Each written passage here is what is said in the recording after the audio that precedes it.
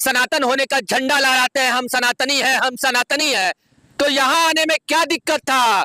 2 minute का समय लगता, सिर्फ 2 मिनट यहाँ आ जाते थे। अकेले बैठे हैं और लोग के पास समय नहीं है।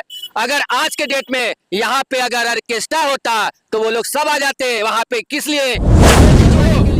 यहाँ पे सनातनी होने का ढोंग जो करते हो, तो ये ढोंग अब मत करना, क्योंकि इतने बड़े मंच पे जब आपको टाइम नहीं मिला आने का तो लानत है आप लोगों के ऊपर। बाकी मैं क्या कहूँ, आप लोग समझदार है, समझ सकते हैं। खबरों की वही तस्वीर, बिना बदले बिना डरे, जज्बा सच का लिए, सच दिखाते हैं। नमस्कार, दुआ सलाम, जय श्री राम। मैं संजीव कुमार श्रीवास्तव अपने चैनल के माध्यम से अभी हम उपस्थित है शहर नरकटियागंज के अनुमंडल में, और आप देख सकते हैं यहाँ पे आपको एक बैनर दिखाई दिया होगा कि मंदिर का जमीन हो मंदिर के नाम। जी हाँ, मंदिर का जमीन हो मंदिर के नाम। नरकटियागंज नगर परिषद अंतर्गत मंदिरों के जमीन में हुए अतिक्रमण को मुक्त कराकर पुनः मंदिर के नाम पर कराने हेतु शांतिपूर्ण आंदोलन। जी हाँ, आप देख सकते हैं एक दिवसीय धरना प्रदर्शन जो कि यहाँ अनुमंडल में हुआ है, और यहाँ पे बताया गया कि सभी सनातनी भाइयों का एक ही सपना, अतिक्रमण मुक्त हो मंदिर हो अपना। जो कि निवेदक यहाँ पे सत्यदेव जनसेवा ट्रस्ट के द्वारा जो है ये एक दिवसीय धरना प्रदर्शन किया गया है, और इस प्रदर्शन के जरिए क्या कुछ कर रहे हैं यहाँ पे प्रदर्शनकारी, हम उनसे भी जानेंगे। लेकिन ये सनातन धर्म का इतना बड़ा जो प्रदर्शन है, लेकिन यहाँ पे जो बड़े बड़े नेता है, बड़े बड़े सनातनी का जो ढोंग यहाँ पे दिखाते हैं कि हम सनातनी है, लेकिन आज यहाँ पे क्यों नहीं है? ये कहीं ना कहीं उनके ऊपर सवालिया निशान है कि आपको भी यहाँ आना चाहिए, यहाँ पे आवाज की आवाज मिला के साथ में यहाँ पे प्रदर्शन करना चाहिए, क्योंकि सनातनी धर्म है और मंदिर के नाम पे जो अतिक्रमण करते हैं, हम उनको कहना चाहेंगे कि सुधर जाओ। मंदिर का जमीन मंदिर को दे दो, मंदिर के नाम पे कर दो, वरना इससे भी बड़ा प्रदर्शन होगा और जो तुम्हें भुगतना पड़ेगा।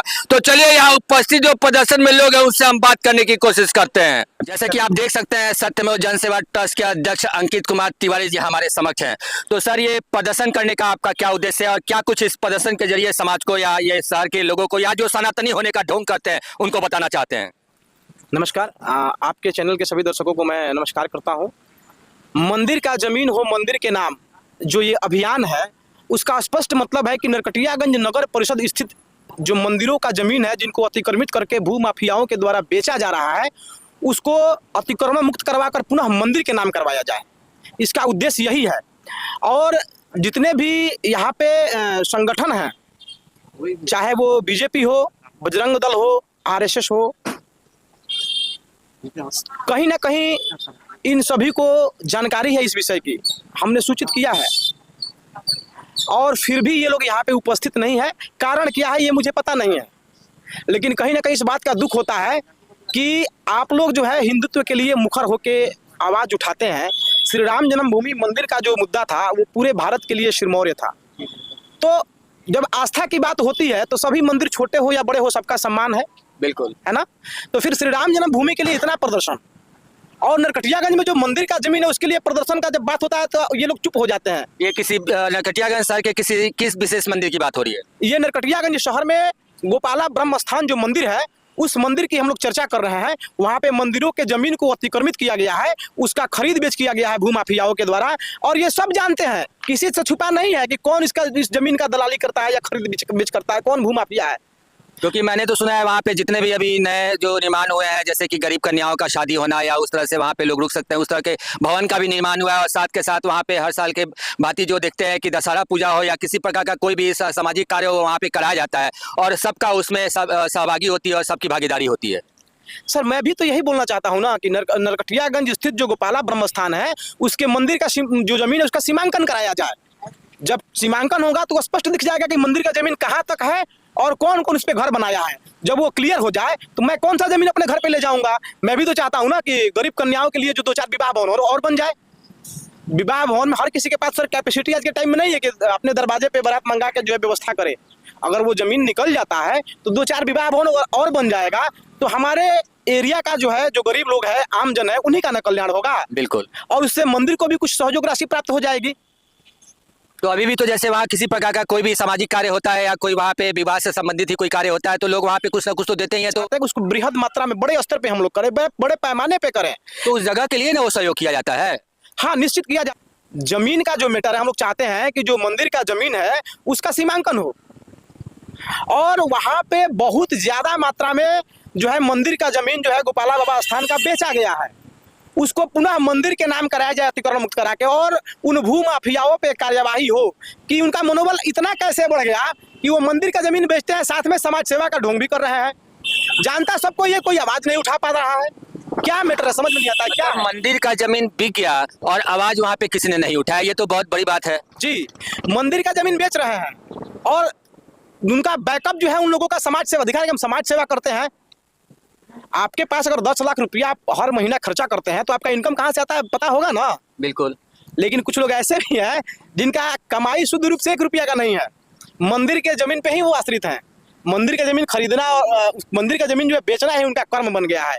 सब कोई मंदिर में डोनेट करता है, वो लोग उसको सेल करके जो है अपना नेतागिरी चमका रहे हैं, समाज सेवा में अपना धाक जमा रहे हैं। लेकिन कुछ दिन पहले हमने सुना था कि नगर परिषद के द्वारा वहाँ पे एक उद्यान ऐसा कुछ बनाया जा रहा है जो कि शहर के लोगों का मनोरंजन का साधन वहाँ पे हो। अगर वहाँ पे जमीन जो है बेच दी जाएगी तो फिर वहाँ पे कैसे ये सब हो पाएगा? सर, इस विषय पे भी हमने एक आवेदन दिया है अंचलाधिकारी महोदय नरकटियागंज को और प्रतिलिपि दिया है कार्यपालक पदाधिकारी महोदय को। मैंने उस प्रतिलिपि में कहा है कि आप जो बनवा रहे हैं वहाँ पे पार्क, उसके पहले मंदिर का जमीन का पैमाइश कराया जाए ताकि सबको पता चले कि एग्जैक्ट कितना ये और वो पूरा जमीन पकड़ने के बाद आप पार्क बनाइए। ऐसा नहीं हो कि मंदिर का जमीन कहीं और रह जाए, पार्क बना दीजिए, मंदिर का परिसर छोटा हो जाए।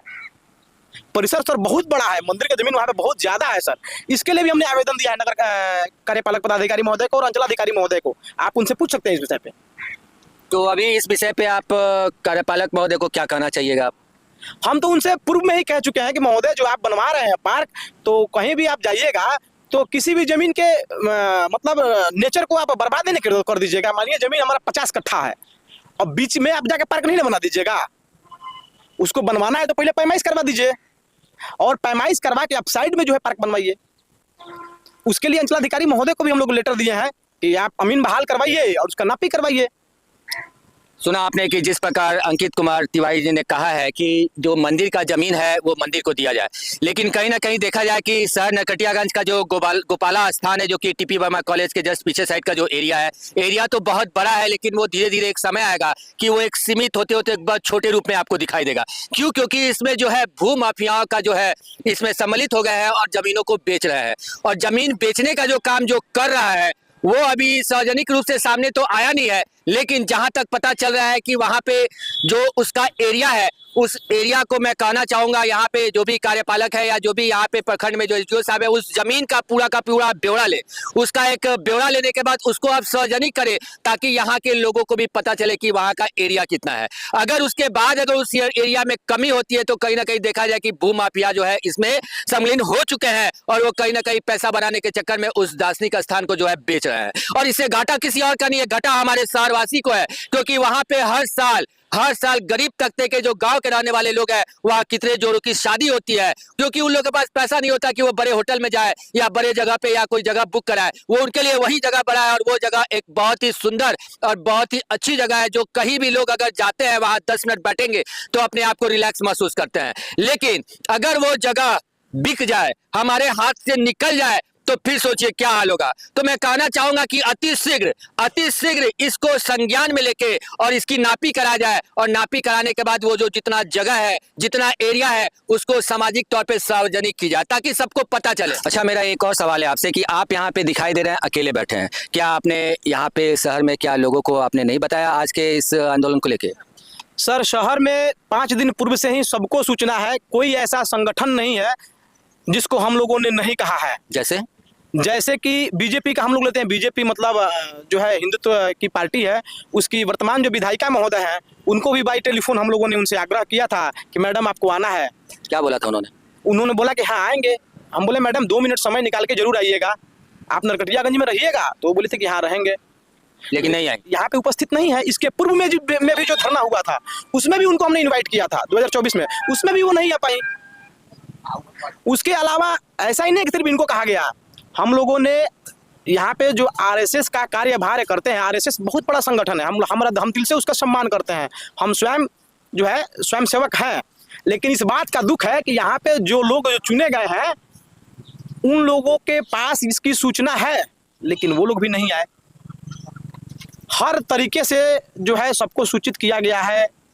अभी जो एक नए नए युवा प्रत्याशी हैं आकाश जी, वो भी बोले थे कि हम आएंगे, अंकित जी, आकाश त्रिमुख जी, और वो भी इस समय नदारद है। जूही यास्मीन जी बोली थी कि अंकित जी पूर्व में कि हमको एक दिन पहले किए, उनको 4 बार 5 बार फोन किए, फोन नहीं उठाई, वो फोन ही नहीं उठाई। ऐसा बहुत लोग, कितना लोग का नाम रखा जाए, अनगिनत लोग हैं। मतलब जो इस वीडियो को देख रहे हैं और अंकित जी की बात को सुन रहे हैं, तो मैं कह दूं कि इन्होंने उन सारे के सारे लोगों को पहले ही आगाह करा दिया था टाइम और तारीख के साथ। सनातन होने का झंडा लहराते हैं, हम सनातनी हैं, हम सनातनी हैं। तो यहाँ आने में क्या दिक्कत था? 2 मिनट का समय लगता, सिर्फ 2 मिनट यहाँ आ जाते तो वही आपके लिए बहुत बड़ी बात हो जाती। लेकिन सिर्फ ये अकेले बैठे हैं और उन लोग के पास समय नहीं है। अगर आज के डेट में यहाँ पे अगर ऑर्केस्ट्रा होता तो वो लोग सब आ जाते वहां पे। किस लिए? फोटो खिंचवाने के लिए, अपनी बात, अपनी स्टेटमेंट रखने के लिए, पब्लिक का बाबाई लूटने के लिए। लेकिन शर्म करो, यहाँ पे सनातनी होने का ढोंग जो करते हो, तो ये ढोंग अब मत करना, क्योंकि इतने बड़े मंच पे जब आपको टाइम नहीं मिला आने का तो लानत है आप लोगों के ऊपर। बाकी मैं क्या कहूँ, आप लोग समझदार हैं, समझ सकते हैं, तो बने रहे हमारे वीडियो के साथ।